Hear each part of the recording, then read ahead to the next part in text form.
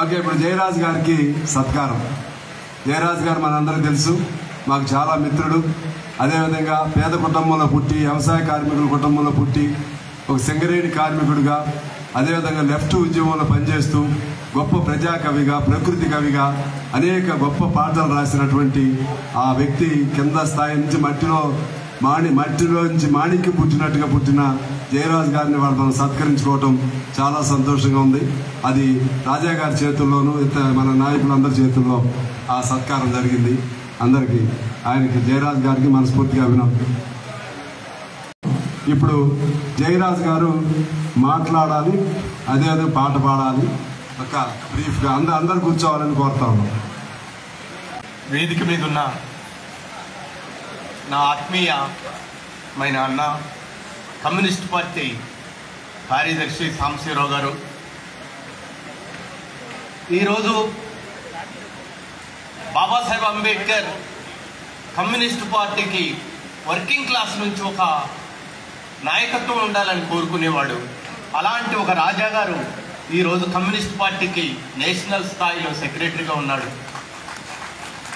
అదే రకంగా ఈరోజు ఒక ఫెడరల్ కాస్ట్రోలాగా మతోన్మాదుల మీద గర్జన చేసిన సూరవరం సుధాకర్ రెడ్డి గారు ఈరోజు ఇక్కడ మన కళ్ళ ముందు ఉన్నాడు. నేను ఇలాంటి గొప్ప వ్యక్తుల మధ్య సన్మానాన్ని అందుకోవటం అనేది నా జీవితంలో, కమ్యూనిస్ట్ పార్టీ నా తల్లి, ఆ తల్లికి ఒక బిడ్డగా నాకు ఈ సన్మానం జరగటం నేను చాలా గర్వంగా ఫీల్ అవుతున్నాను. తెలంగాణలో నైజాములు, దొరలు ఎంత అరాచకాలు చేసేవాళ్ళో ఒక పాట ద్వారా నేను వినిపిస్తాను. నాయనా నీ మట్టి కాళ్ళకు దండమే ఓ నాయనా, నాయనా నీ మంచి మనసుకు దండమే ఓ నాయనా, గురుకొయ్య గొట్టంగా నాగల్లు గట్టంగా సాల్వీరు ఆలేసి ప్రాణాలు పెట్టంగా, నెత్తురింకి నేల ఎర్రనా ఏనేమో, చెమట చుక్కలే ఊట చెలిమెలా ఏనేమో, ఆకలి తీరదు అవమానం ఉడగదు, పనికి దగ్గ ఫలము ఏనాడు దొరకదు, నాయనా నీ కంటిలో కన్నీటి చెలిమెలున్నాయేమి నాయనా, నాయనా నీ కడుపులో ఆకలి మంటలారవేమి నాయనా, గొర్రెల కొట్టం వచ్చి బర్ల పెండా తీసి ఎడ్ల గిట్టలు కొట్టి గొడ్ల దారికి తెచ్చి పాల మందలు కాసి పాలు పెరుగు తీసి దున్నపోతుకు వరక దున్నటాన్ని నేర్పి పశులు మనసులు కలిసి వ్యవసాయమును చేసి బురద పొలము నుండి భూమ సృష్టించేవు నాయనా, నీ ఊరేది పేరేది ఊరిలో గుడిసేది నాయనా, నాయనా నీ చేరేది చెలకేది చెరు వెనక సెంటేది నాయనా, కాళ్ళకున్న చెప్పు చేత పట్టుకొని తల రుమాలు తీసి కడుపు కట్టుకొని, డబ్బు కొట్టే కాడ, దరువులేసే కాడ, బొట్టు పెట్టే కాడ, బోనమెత్తే కాడ, పటేళ్ళు పటవార్లు ఊర్లోకొచ్చే కాడ, నాటు కోడిత పిల్ల రాత్రిరయ్యే కాడ, నాయనా నువ్వు కచ్చడాల ముందు కుక్కలా ఉరికేవు నాయనా, నాయనా ఊరి కుక్కలన్నీ నిన్ను చిత్రంగా చూసేవి నాయనా,